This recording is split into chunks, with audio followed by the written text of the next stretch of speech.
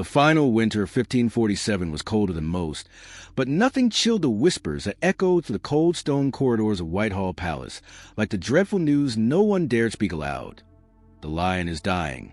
Henry VIII, once England's mighty and feared king, lay trapped within a decaying body, swollen and ravaged by a sickness so foul that even the closest courtiers struggled to bear his presence. Yet, despite his fading strength, his deadly claws remained sharp, and his mind as calculating and ruthless as ever. How did the golden boy of Europe, an athletic prince celebrated for his vigor and charm, transform into this monstrous tyrant, gasping for breath in the dark shadows of his candlelit chamber?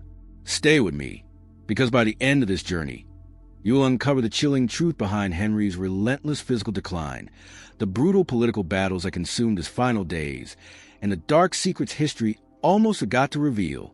Henry VIII's reign was forged in fire and blood, a relentless pursuit of power that forever reshaped England's destiny. Known for his towering presence and magnetic charm, he began as a young, athletic prince admired across Europe. His early years held the promise of greatness, a golden boy destined to rule with unmatched strength and grace. But beneath that regal armor, a dark transformation quietly took hold. Decades of ruthless decisions, fierce battles, and personal obsession began to unravel the man behind the crown. As the years passed, the vibrant prince became a grotesque shadow of his former self, weighed down by sickness and secrets. His final days were marked not only by unimaginable physical suffering, but by brutal political chaos, where alliances shifted like shifting sand, and every breath he took was a battle for survival. What followed would alter the course of English history, revealing the fragile humanity beneath the king's iron rule. In his prime, Henry VIII was the very embodiment of vitality and strength, a skilled juicer and charismatic leader. His presence commanded respect and filled the grand halls of power with an undeniable aura. Yet, by the bitter winter of 1547, that proud image had faded into a distant memory, buried deep beneath layers of relentless pain and decay. His once athletic and agile frame had swollen to an almost unimaginable size, with reports suggesting he weighed nearly 400 pounds. This vast bulk was not simply a sign of indulgence or excess. It was the outward manifestation of a body breaking down from within. The king's legs had become a battlefield ravaged by festering ulcers that stubbornly refused to heal. These wounds oozed continuously, releasing a stench so foul that even those closest to Henry struggled to endure his presence. Courtiers whispered nervously about the sickly sweet odor that clung to his chambers, barely masked by burning incense meant to conceal it. This scent spoke plainly of infection and decay, a grim, physical reminder that the great lion was no longer invincible. His legs were so severely damaged that, at times, bone was visible through the necrotic tissue, turning even the slightest movement into unimaginable torment. Despite the king's agony, his royal physicians exhausted every treatment their limited knowledge allowed. They drained blood, applied herbal concoctions, and in desperate attempts resorted to using live pigeons cut in half and placed directly onto the wounds, a medieval practice believed to draw out disease. These treatments proved ineffective and often worsened his suffering. Opium was sometimes administered to dull the pain, but only clouded his already faltering mind. The once handsome and commanding face had grown bloated and distorted, his eyes sunken deep within flesh that had taken on a sickly yellow hue. The man who once commanded armies now required mechanical devices just to move. Modern medical experts have since studied Henry's symptoms carefully, piecing together likely diagnoses centuries after his death. It is widely believed he suffered from type 2 diabetes, a disease explaining many of his physical changes. His obesity, poor circulation, and recurring infections. Compounding this was osteomyelitis, a severe and painful bone infection that eats away at bone tissue, accounting for why his wounds never healed and why he was confined to his bed. Gout, known for causing intense joint inflammation and pain, likely added to his immobility and constant discomfort. The contrast between the vigorous prince Henry once was and the decaying monarch he became as stark and heartbreaking. Once famed for his athleticism and sharp mind, he faced a body so ravaged that it betrayed the very image of power and control he had tirelessly built. The unstoppable force had been reduced to a man in chains, imprisoned by his own failing flesh. Each day was a desperate battle for survival. His physical decline was not only a deeply personal tragedy, but also a slow-motion spectacle for those who served him. The royal bedchamber had become a macabre theater where suffering was laid bare for all to witness. The king's monstrous condition stood as a grim reminder that no amount of power or authority could shield any man from the ravages of disease. Yet even as his body crumbled, Henry's will remained unbroken, a final testament to the complex and terrifying figure he had become. The story of Henry VIII's physical decline is far more than a tale of illness. It is a haunting portrait of a ruler undone by his own body, caught in the cruel grip of fate and the limits of medicine. It is the shadow behind the crown, the hidden truth of a king who ruled a nation but could not save himself. As Henry's body withered, his mind began to unravel in equally disturbing ways. The fiery temper that once made him feared across Europe twisted into something far darker, explosive rage that could flare without warning. Courtiers and physicians alike grew wary of his sudden outbursts, where moments of violent fury were followed by long stretches of confused lethargy. His legendary sharpness faded into a haze of forgetfulness and deep paranoia. In the quiet shadows of Whitehall, those closest to him whispered about his haunted nights, plagued by relentless nightmares forcing him to relive the faces of those he condemned to death, Thomas More and Bullen, and countless others.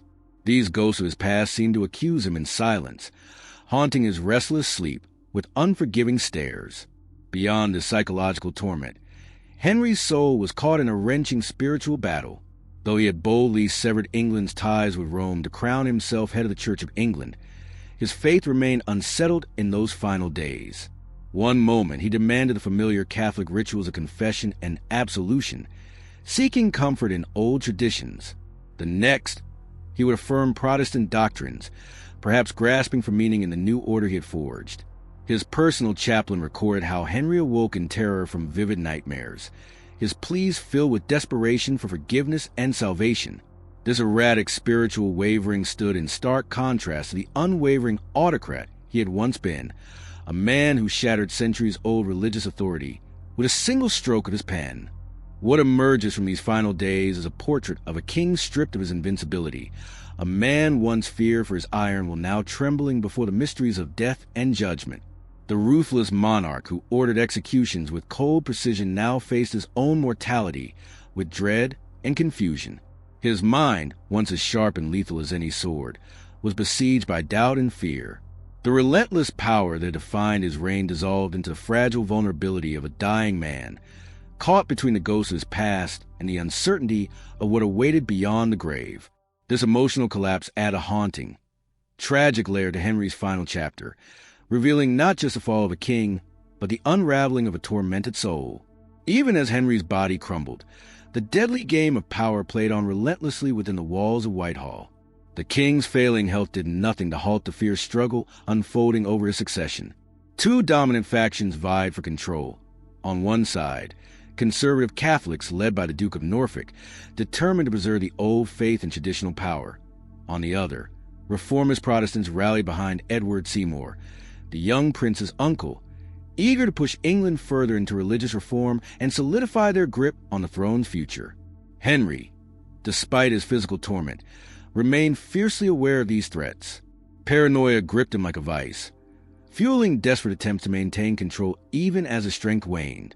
Accounts tell the king signing execution orders with trembling hands, condemning those suspected of disloyalty or treason.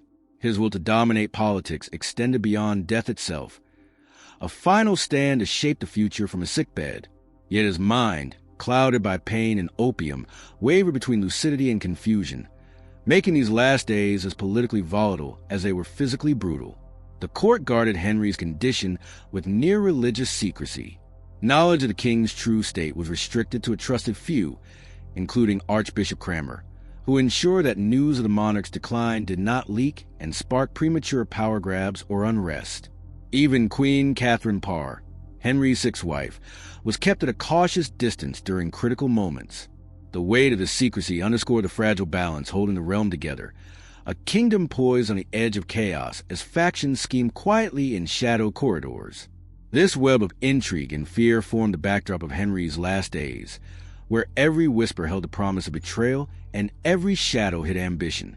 The king's death would not only mark the end of an era, but ignite a fierce battle for England's soul, fought fiercely by those left behind to claim the throne in his absence.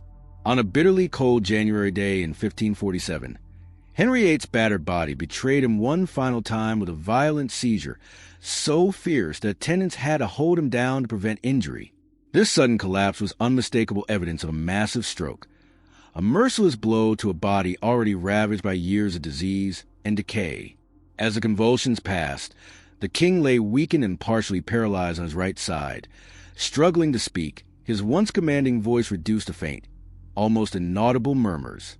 Despite the grim reality before them, his physicians worked frantically, desperate to stave off the inevitable. They applied scorching hot irons to his skin, forced bitter, foul-tasting medicinal concoctions down his throat, and tried every remedy their limited knowledge allowed. But as his breath grew shallow and labored, terror gripped the court. Those closest to the king watched helplessly as the man who had once ruled England with an iron will slip further and further away. In his final moments, Henry was attended by Thomas Cranmer, the Archbishop of Canterbury. As death approached, Cranmer asked the king to squeeze his hand if he placed his faith in Christ rather than the religious ceremonies Henry had once fiercely defended. With what little strength remained, Henry gave a faint but deliberate squeeze, a gesture heavy with meaning. Many historians interpret this as a poignant deathbed conversion, a final surrender to faith as his earthly power faded. After Henry's passing before dawn on January 28th, the grim reality of his decaying corpse became yet another source of dread. His body was swollen and grotesque, a shocking contrast to the regal images that once celebrated his vigor and might. The foul smell and visible signs of advanced infection made the task of embalming and preparing his remains a disturbing and difficult ordeal. For 3 long days, the court maintained a strict silence, delaying the public announcement of his death to prevent political upheaval and ensure a smooth transition of power. This eerie pause was not merely a moment of respect. It was a calculated move to control the chaos that might erupt following the demise of England's most powerful monarch. Behind closed doors, the once mighty king lay still, a haunting symbol of mortality's final victory over even the most feared ruler. With Henry VIII's death, England entered a turbulent new chapter under the rule of his 9-year-old son, Edward VI. Though crowned king, Edward's youth left the realm in the hands of a regency council, where power struggles soon erupted.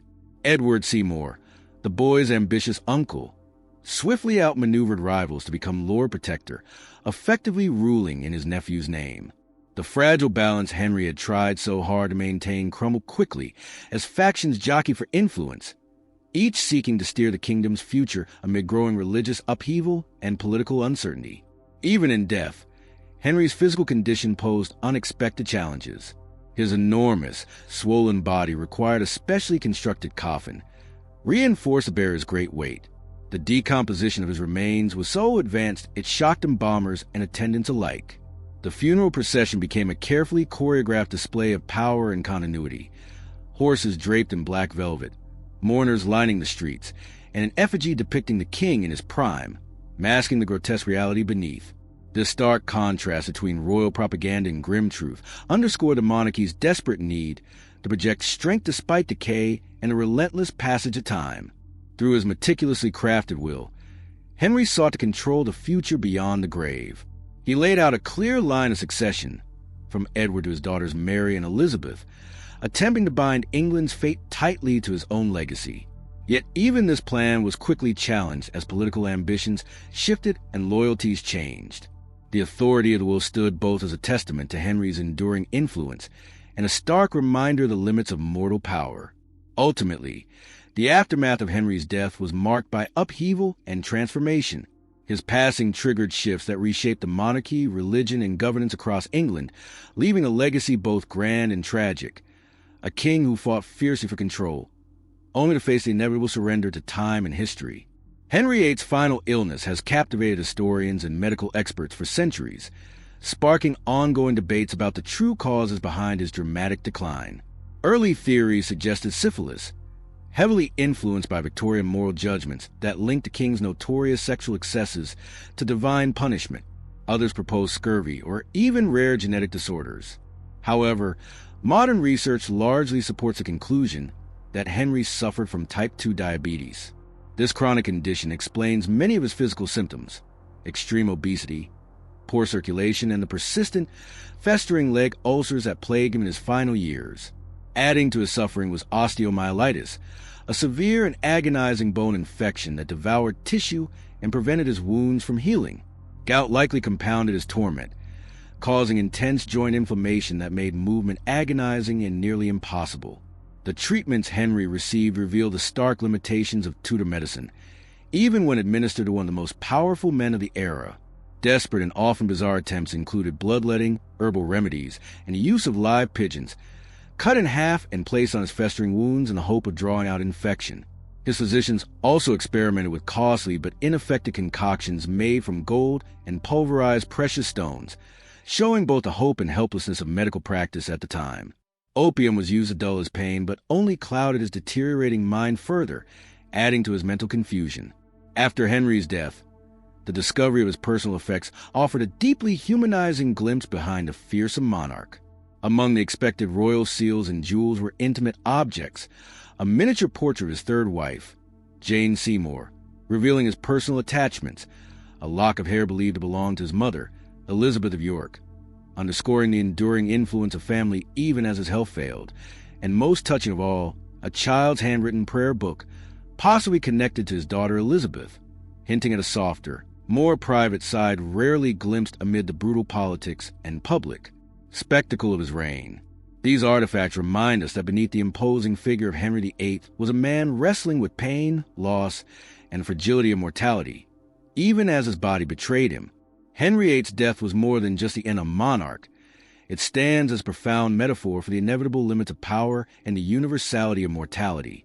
For decades, Henry wielded absolute authority, reshaping England through sheer force of will, commanding armies, breaking from a Catholic church, and executing those who dared oppose him.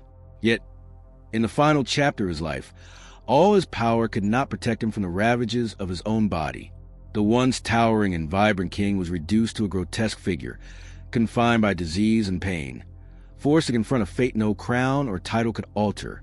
The haunting image of Henry alone in his chamber, grappling with fear, confusion, and impending judgment, strips away the grandeur that surrounded his reign. Despite being England's most formidable ruler, in his last moments, he faced death as any mortal must, without defense, without dignity, utterly vulnerable. This stark reality challenges the illusion of invincibility that power can create, revealing the fragile humanity beneath the facade of kingship. Henry's tragic end teaches us profound lessons about human nature and history. It reminds us that power, no matter how vast, cannot conquer the fundamental truths of existence. Ambition and authority may shape nations, but they do not grant escape from suffering or death. His story urges us to reflect on the cost of absolute control and the complexities of legacy, how a ruler's life can be both a testament to strength and a cautionary tale about the limits imposed by the human condition.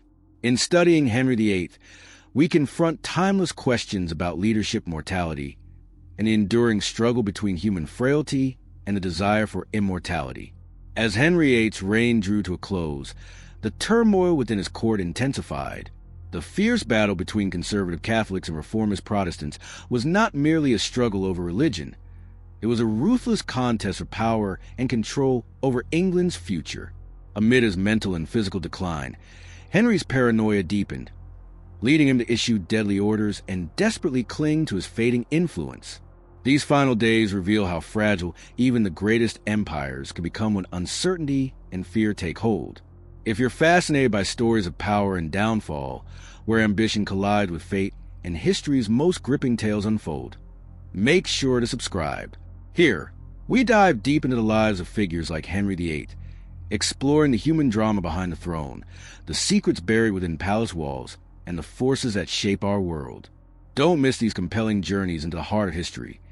Subscribe now and stay with us for more unforgettable stories. What do you think drove Henry VIII's transformation? Power, illness, or something darker? Share your thoughts below.